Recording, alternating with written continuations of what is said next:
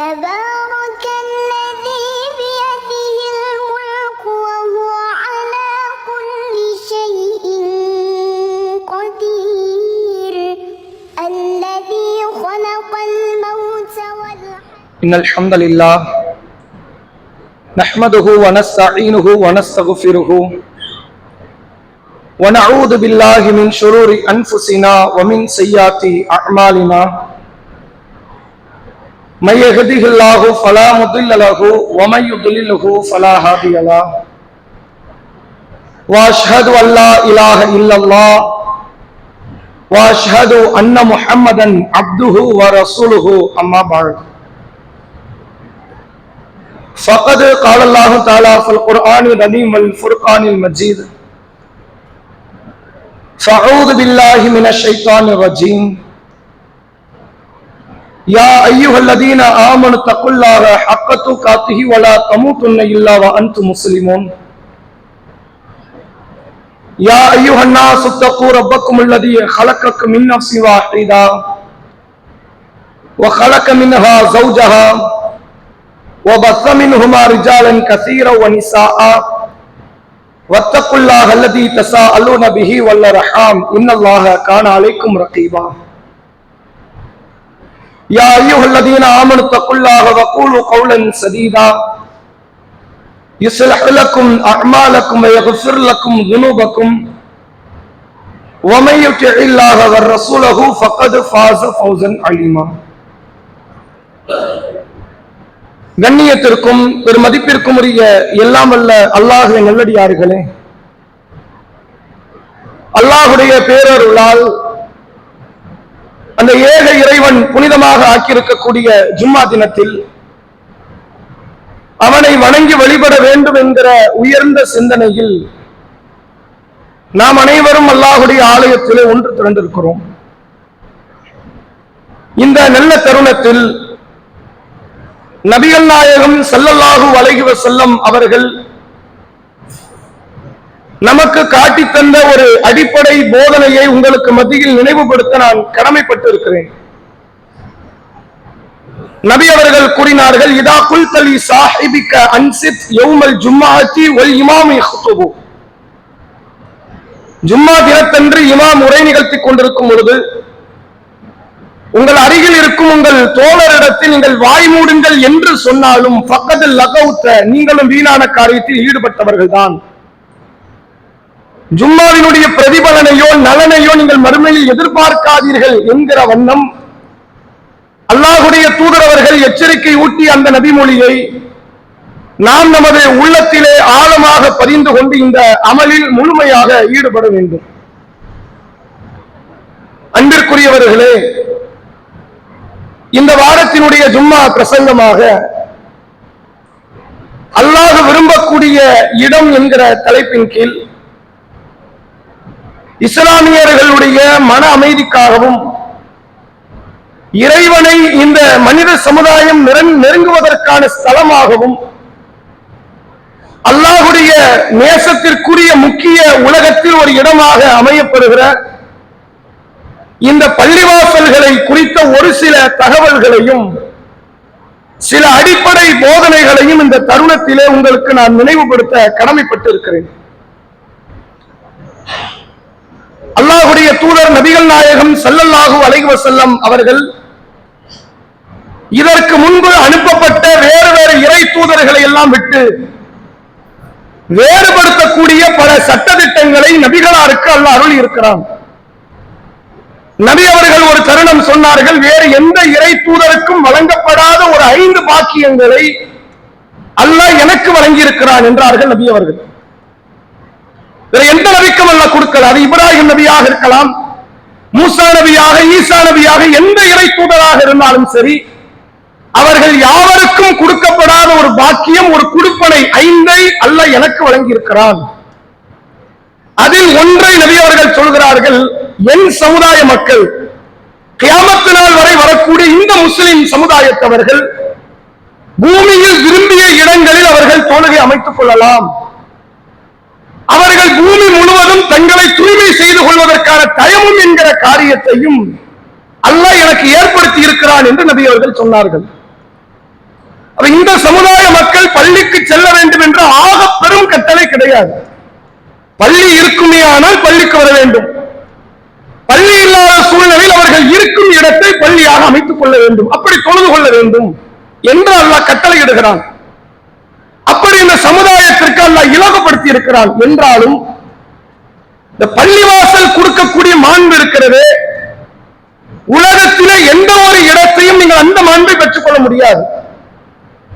அல்லாஹ்வுடைய தூதர் அவர்கள் பள்ளிவாசலுடைய சிறப்புகளை குறித்து சொல்லுகிறார்கள். சஹீஹ் புகாரியிலே பதிவு செய்யப்பட்டிருக்கிற ஆதாரப்பூர்வமான நபிமொழி, அபூ ஹுரைரா ரலியல்லாஹு அன்ஹு அவர்கள் அறிவிக்கிறார்கள், மன் கதா இலல் மஸ்ஜித் வராஹ, யார் காலை வேளையில் பள்ளிக்கு செல்கிறாரோ, சுபுஹுடைய நேரம், லுஹருடைய நேரம், அல்லது மாலை வேளையில் பள்ளிக்கு செல்கிறாரோ, அஸரோ மக்ரிபோ இஷாவோ, ஒரு நாளினுடைய ஒரு சில நேரங்களாவது ஒருவர் பள்ளிக்கு செல்வாரே ஆனால் அஅத்தல்லாஹு லஹு நுஸுலத்தன் மினல் ஜன்னah, அவருக்கு அல்லாஹ் சொர்க்கத்தை தயார்படுத்துகிறான். நாம் பள்ளிக்கு சென்றால் அல்லாஹ் நம்முடைய சொர்க்கத்தை அதற்காக தயார்படுத்துகிறான். நபி அவர்கள் சொன்னார்கள், குல்லமா கதாவுரா, அவர் காலை சென்றாலும் மாலை சென்றாலும் சரி, அதற்கு ஏற்றவாறு உங்களுடைய சொர்க்க இருப்பிடம் தயார்படுத்தப்படுகிறது என்று நபி அவர்கள் சொன்னார்கள். பள்ளிக்கு செல்வது என்பது கொடுப்பனை. சிலருக்கு அந்த பாக்கியம் கிடைக்கவில்லை என்றால் அதனால் நன்மை இழப்புக்குள்ளாகி இருக்கிறார் என்று அர்த்தம். யாருக்கெல்லாம் பள்ளி செல்வதற்கான, பள்ளியில் சென்று தொழுவதற்கான கொடுப்பனை பெற்றிருக்கிறாரோ அவர் ஏராளம் ஏராளம் நன்மையை அடைகிறார் என்று மார்க்கம் காட்டித் தருகிறது. நபி அவர்கள் இன்னொரு செய்தியை சொல்லித் தருகிறார்கள். சஹீஹ் முஸ்லிமிலே பதிவு செய்யப்பட்டிருக்கிற ஆதாரப்பூர்வமான நபிமொழி, அஹப்பல் பிலாதி இலல்லாஹி மசாஜிதஹா, அல்லாஹ்வுக்கு மிக பிரியத்திற்குரிய இடம் ஒரு ஊரிலே அந்த ஊரினுடைய பள்ளிவாசல்கள். ஒரு ஊர் இருக்குன்னீங்க, அது எந்த ஊராகவும் இருக்கலாம். நீங்கள் வாழுகிற மாநிலமோ மாவட்டமோ ஊரோ நாடோ எந்த பகுதியாக இருக்கலாம். ஒரு ஊரில் அல்லாஹ்வுக்கு மிக பிரியத்திற்குரியது, அல்லாஹ்வை வணங்கக்கூடிய ஆலயம், அபகல் பிலா இலல்லாஹி, அல்லாஹ்விடத்தில் ஒரு ஊரில் வெறுப்புக்குரியது எது தெரியுமா? அஸ்வாகுஹா, அந்த ஊரினுடைய கடை தெருக்கள், மார்க்கெட் நாங்கள் சொல்லலாம். ஏன்? பள்ளிவாசலுக்கு செல்லும் பொழுது உலக சிந்தனைகள் குறைவாக இருக்கும், மார்க்க சிந்தனை, மறுமை சிந்தனை மிகுதியாக இருக்கும். கடை வீதிகளுக்கு நீங்கள் செல்லும் பொழுது மறுமை சிந்தனை இல்லாமல் கூட போய்விடலாம். ஹலால் ஹராம் தேடுதல் இருக்காது, மறுமை பற்று இருக்காது, உலக சிந்தனைகள் மிகைத்துவிடும். அல்லாஹ்வுக்கு பிரியத்திற்குரிய இடம் பள்ளிவாசல் என்றும், அல்லாஹ்வுடைய வெறுப்புக்குரிய இடம் கடை தெருக்கள், கடை வீதிகள் என்று அல்லாஹ்வுடைய தூதர் அவர்கள் சொல்லித் தரக்கூடிய செய்தியை பார்க்க முடிகிறது.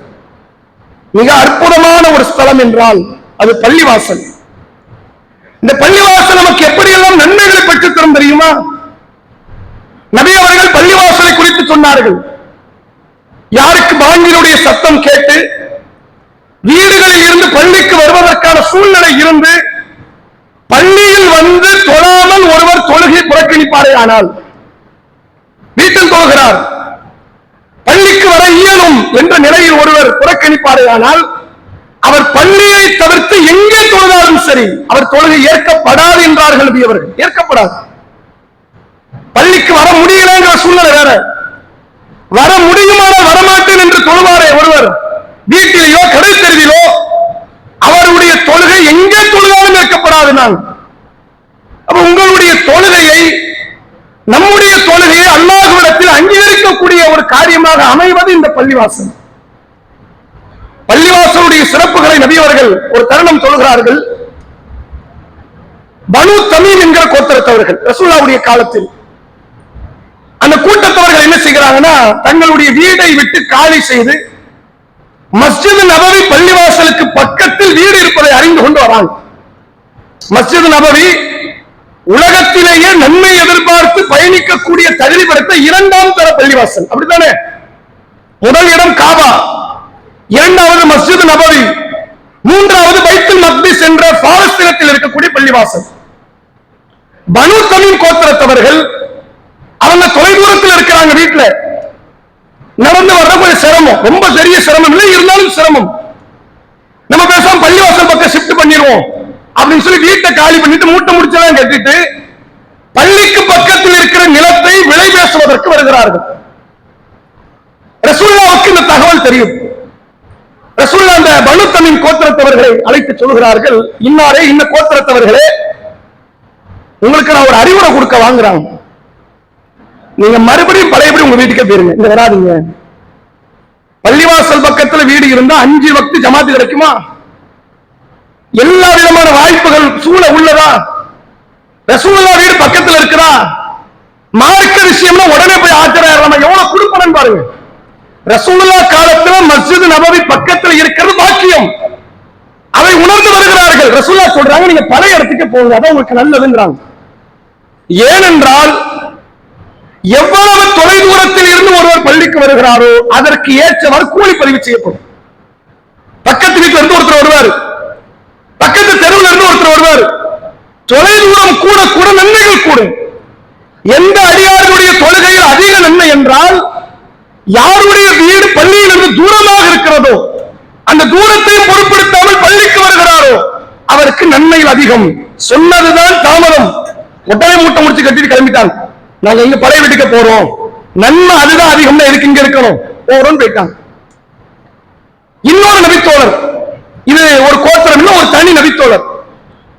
மதீனாவில் கடைக்குடியில் அவருக்கு வீடு இருக்கு. இந்த செய்தி சஹீஹ் முஸ்லிம்ல பதிவு செய்யப்பட்டிருக்கிற நபிமொழி. மதீனாவினுடைய கடைக்குடி, ஏறத்தாழ இவர் வீடு தான் கடைசி வீடு. இவர் வீட்டை தாண்ட மதீனா எல்லையும் முடிஞ்சிடும். அப்படிப்பட்ட இடம்.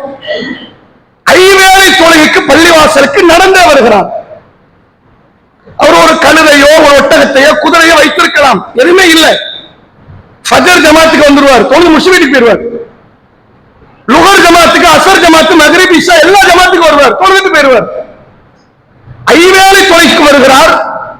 வெயில் மழை பார்க்க மாட்டேங்கிறாரு, பனியை பார்க்க மாட்டேங்கிறாரு, இருட்டை பார்க்க மாட்டேங்கிறாரு. ஐவேளை தொழுகைக்கு பள்ளிவாசலுக்கு வருகிறார்.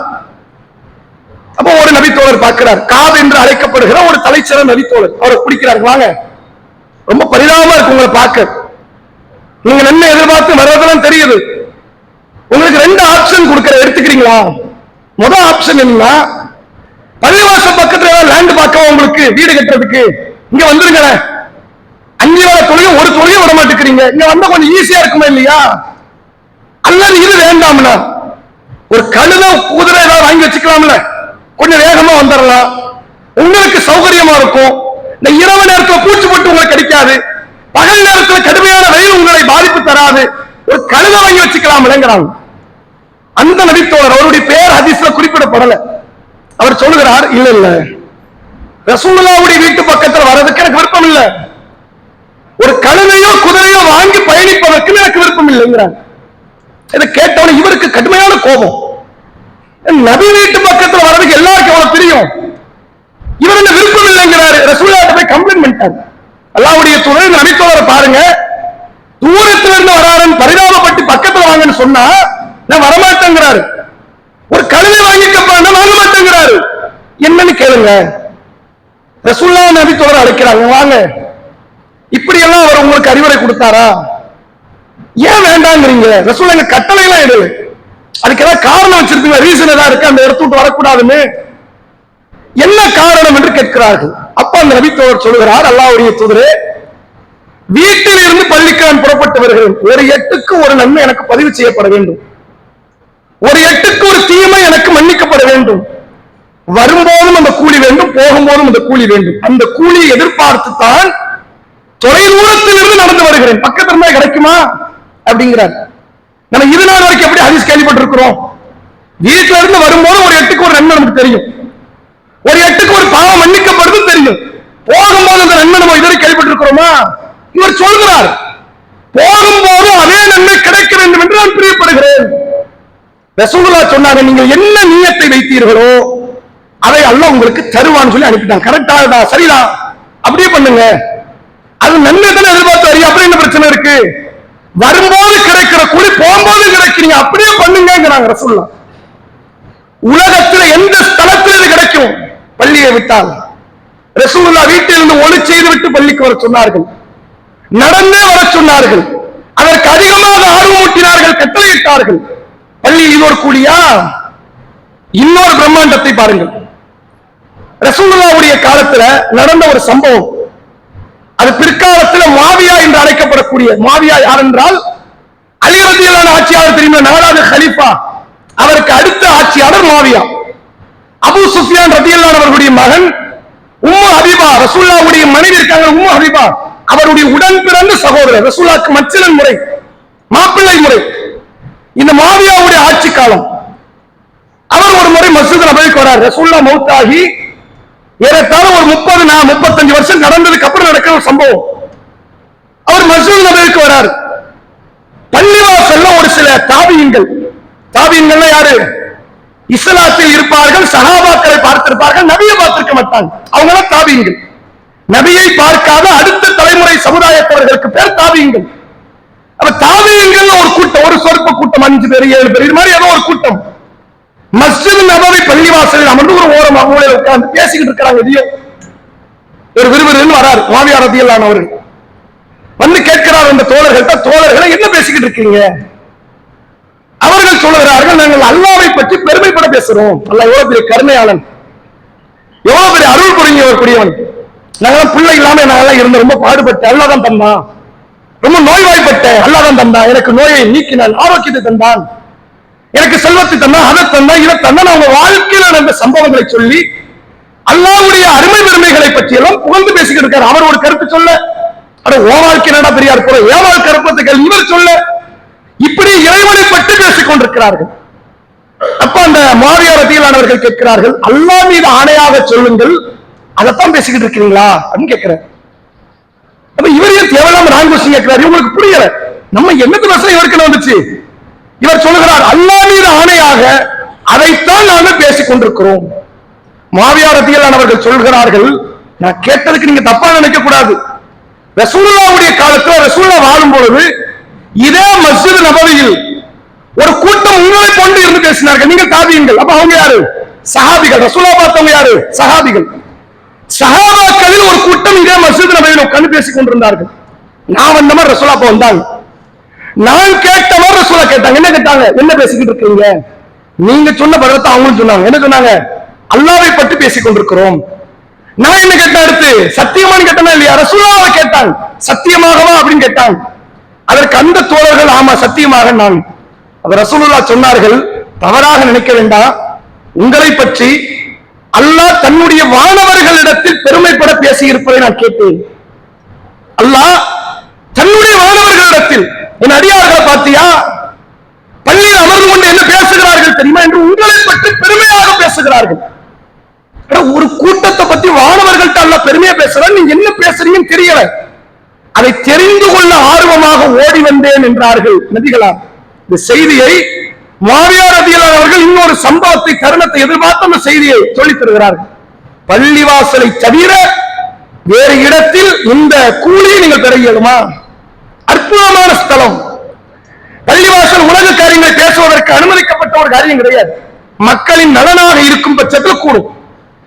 மக்களின் நலன் கிடையாது, அது வீணான காரியம், புறக்கணிக்கப்பட வேண்டியது. அதே போன்று இன்னொரு சம்பவத்தை பார்க்கலாம். நபி அவர்கள் சொல்கிறார்கள், இந்த இஸ்லாத்துல சில அமல் இருக்கிறது, கூட்டா செய்யக்கூடாது. சில அமல் இருக்கு, கூட்டாக செய்யணும். சில அமல் எப்படி செய்யணும்? கூட்டாகத்தான் செய்யணும். ரசூலுல்லாஹ் தொழுகையை கூட்டாக செய்ய சொன்னார்கள். நோன்பு இருக்கிற இஷ்டத்துக்கு வைக்கலாமா? நான் துல்காதல வைக்கிறேன், நீங்க துல்கச்சில வைங்க. அவர் ரமலான்ல வைக்கிறாரு, சொல்ல முடியுமா? எல்லாருக்கும் ரமலான் தான்.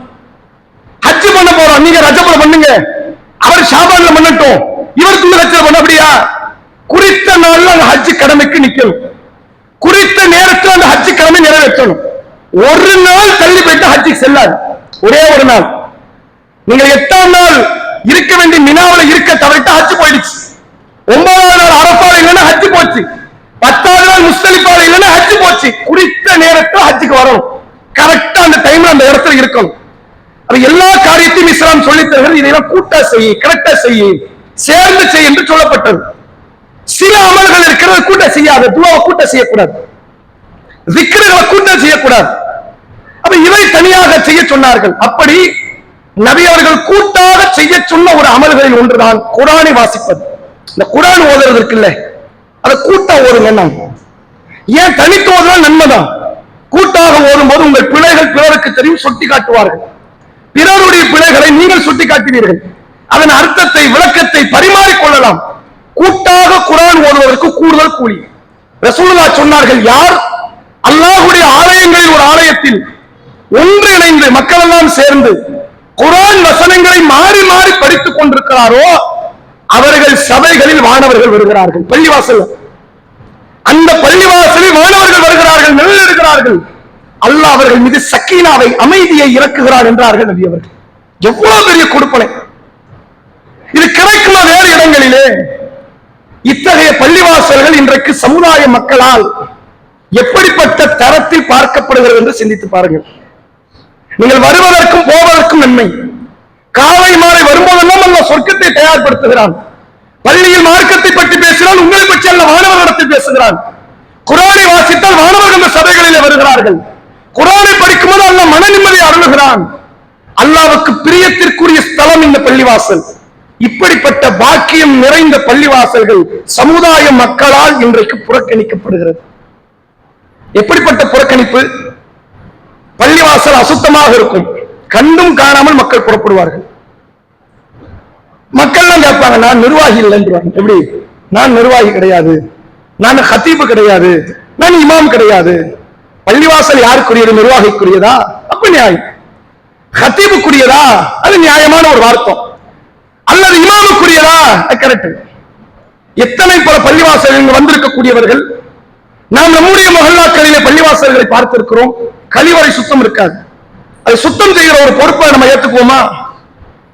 நாம பாத்ரூம் போயிட்டு அதை சரியான முறை கழுவிட்டு வரணுங்கிற எண்ணமாக வருமா? பள்ளிவாசல் தூய்மை பற்றி அலட்சிய மக்களிடத்தில், பள்ளிவாசலை அதை அமல்களால் அலங்கரிப்பதே மக்களுக்கு மத்தியில் அலட்சியம். எத்தனை பல பள்ளிவாசல்கள் இன்றைக்கு பாழடைந்த இடங்களாக இருக்கிறது தெரியுமா? சில இடங்கள்ல பார்க்கலாம், பள்ளிவாசல கோடிக்கணக்கில் போட்டுலாம் கட்டுவாங்க. அப்படி வண்ண வண்ண நிறங்கள்ல விளக்குகள், எல்லா இடத்திலும் டைல்ஸ் மார்பிள்ஸ் எல்லாம் போட்டு கிராண்டா கட்டுவாங்க, தொழுகை கால் வராது. அப்படியும் இருக்கிறது. அமல்களால் அலங்கரிக்கப்பட வேண்டிய அந்த ஸ்தலம் சுத்தம் பேணப்பட வேண்டிய ஸ்தலம். அந்த பள்ளிவாசலுக்கு ஒரு நல்லது என்றால் அதற்கு பொறுப்பு நீங்கள். அந்த பள்ளிவாசலுக்கு ஒரு பாதிப்பு என்றால் அதன் பொறுப்பு நீங்கள், வேற யாரும் கிடையாது, நீங்க தான் பொறுப்பு. அப்ப அதுல நம்முடைய பங்களிப்பை கொடுக்கணுமா இல்லையா? ஒரு பள்ளிவாசல் நம்ம மஹல்லால இருக்குது, நம்முடைய பங்களிப்பு அதில் செலுத்தப்பட வேண்டும். நாம ஒளி செய்யறோம், தொழுகைக்கு வரோம், நம்முடைய வீட்டு திருமணங்களை வைத்து நடத்துகிறோம். நமக்கு ஒரு மார்க்க செய்தி, நம்முடைய சமுதாயத்துக்கான மார்க்க செய்தி அங்கு பேசப்படுகிறது. அப்ப அந்த பள்ளியினுடைய எல்லா விதமான நலனிலும் பங்கெடுக்க வேண்டிய பொறுப்பு அந்த முஹல்லாவை சார்ந்த மக்களுக்கு இருக்கிறது. என்னுடைய பள்ளி என்று அது எதிர்பார்ப்பு இருக்கும். இது என் பள்ளி, இதில் என்னுடைய பங்களிப்பு இருக்க வேண்டும். நானும் இதில் உடந்தையாக நிற்பேன். அதை சுத்தம் செய்வதாக இருக்கலாம், அதனுடைய மற்ற பராமரிப்புகளிலே பங்கெடுப்பதாக இருக்கலாம், களப்பணி ஆற்றுவதாக இருக்கலாம். யாருடைய வீடோ என்று பார்க்கப்படுது. என் வீடா? நம்ம வீடுன்னு ஒரு குப்பையை போட்டு இருப்போமா? நம்ம வீட்டுல பாத்ரூம் கழுவாம போவோமா? நம்ம வீட்டுல பைப்பு திறந்து இருக்குது கண்டு கொள்ளாமல் போவோமா? ஃபேன் ஓடிக்கிட்டு இருக்குது, நம்ம வீடா இருந்தா அப்படி போவோமா? இது அல்லாஹ்வுடைய வீடு தானே அப்படிங்கிற அலட்சியம். அப்ப அல்லாஹ்வுடைய வீடு அலட்சியப்படுத்தப்பட்டால் அல்லாஹ் உங்கள் சொர்க்கத்தை அலட்சியப்படுத்த மாட்டானா? அதை மட்டும் நல்ல பொக்கிஷத்தை வளர்ப்பான் என்று எண்ணுகிறீர்களா? சமுதாய மக்கள் உங்கள் மஹல்லாவினுடைய பள்ளிவாசலில் கவனக்குறைவாக இருக்காதீர்கள், அதிலே பேருதலாக இருங்கள். இந்த பள்ளிவாசலை கட்டமைப்பதும் அதிலே மக்களை கொண்டு வந்து சேர்ப்பதும் உங்கள் கடமை. நீங்க மற்ற பள்ளியை பத்தி விசாரிக்கப்பட மாட்டீங்க. கோயம்புத்தூர் ஒரு பள்ளிவாசல் இருக்குது, சென்னையில் ஒரு பள்ளிவாசல் இருக்குது, மதுரையில் ஒரு பள்ளிவாசல் இருக்கு, ஏன் மக்கள் வரல, ஏன் சுத்தம் இல்லை, உங்களை கேட்க மாட்டான். உங்கள் மஹல்லா பள்ளியை பற்றி உங்கள்ட்ட தான் கேட்போம். இந்த பள்ளியினுடைய நிலைமை தெரியுமா இல்லையா? இதனுடைய வளர்ச்சி, இதிலே மக்கள் வந்து தொழ வேண்டிய சூழ்நிலை, இது பற்றி தெரியுமா இல்லையா? ஏன் அதுல கவனக்குறைவாக இருந்தீர்கள் கேட்க மாட்டானா? நன்மைகளை மட்டும் பள்ளி விஷயத்தில் தருவான், அதில் கவனக்குறைவாக இருந்தால் தீமை தரமாட்டானா? அதிலே அதிக பேணுதலாக இருங்கள். எந்த அளவுக்கு என்றால் ஒரே ஒரு செய்தியை சொல்லி நிறைவு செய்கிறேன். நபி அவர்கள் ஒரு முறை பள்ளிவாசலுக்கு வருகிறார்கள். பள்ளிவாசல கிப்லா திசையில் இருக்கிற அந்த சுவர் இருக்குல்ல, இமாம் நின்று பார்க்கிற அந்த சுவர், அது மண் சுவர். அதுல எச்சில் கரையை பார்க்கிறாங்க, சளி இருக்குது, கட்டுமையான கோவப்படுறாங்க. ரசூலா கோவப்பட்ட இடமும் கொஞ்சத்தை நீங்க பார்க்கலாம். அதுல இங்க கோவப்படுறாங்க, முகம் சிவக்கும் அளவிற்கு கோவப்பட்டு தன் நகத்தால் அந்த சளியை சுரண்டி விடுறாங்க. சுரண்டி விட்டுட்டு நபி அவர்கள் சொல்கிறார்கள், உங்களில் யாரும் தொழுகையில் நிற்கும் பொழுது கிப்லா திசை முன்னோக்கி நீங்கள் துப்ப வேண்டாம், துப்பிதான் ஆக வேண்டும் என்று நினைவது. அது பாவம். பள்ளியில் வைத்து எச்சில் துப்புவதற்கு அது பாவம். துப்பிதான் ஆக வேண்டும் என்ற நிலை வந்தால் இடது பக்கமாக காலுக்கு கீழே துப்பி விடுங்கள். அதற்கு ஒரு பரிகாரம் இருக்கிறது. மண்ணை போட்டு மூடிடுங்க. நாங்க ரசூலுல்லாஹ் காலத்துல மண்ணு தரதானே, பாலைவன மணல் தானே, டைல்ஸ் எல்லாம் போடல இல்ல. துப்புறது பாவம். துப்பிதான் ஆக வேண்டும் என்றால் இடது பக்கம் காலு கீழே துப்புங்கள், மண்ணை போட்டு அதை மூடி விடுங்கள் என்று நபி அவர்கள் சொன்னார்கள். அது அதற்குரிய பரிகாரம். பள்ளிவாசலுடைய சுத்தம் என்பது நம்முடைய வீட்டில் பேணப்படுகிற சுத்தத்தை விட பன்மடங்கு பேணப்பட வேண்டிய இடம். அதை உணர்ந்து ஒவ்வொருவரும் தங்களுடைய மஹல்லா பள்ளிவாசல்களை தங்கள் வீடை போன்று அதில் அதிக கவனத்தை எடுத்து மக்களை அந்த பள்ளிவாசலை நோக்கி வரவழைப்பதற்கான எல்லா காரியத்தையும் ஈடுபடும். அந்த பள்ளிவாசல் கட்டமைப்பதில் இருந்து அதனுடைய சுத்தத்தில் இருந்து அங்கு நடைபெறக்கூடிய தாவா பணிகளில் இருந்து மக்களை, பிள்ளைகளை, ஆண்களை, பெண்களை பள்ளிக்கு வரவழைப்பதில் இருந்து எல்லா விதமான நன்மைகளில் அந்த மஹல்லா மக்கள் பொறுப்பு சாட்டப்பட்டிருக்கிறார்கள் என்பதை இந்த நேரத்தினுடைய தகவலாக சொல்லி எனது இந்த முதல் உரையை நிறைவு செய்கிறேன். அஸ்ஸலாமு அலைக்கும் வரஹ்மத்துல்லாஹி வபரகாத்துஹு.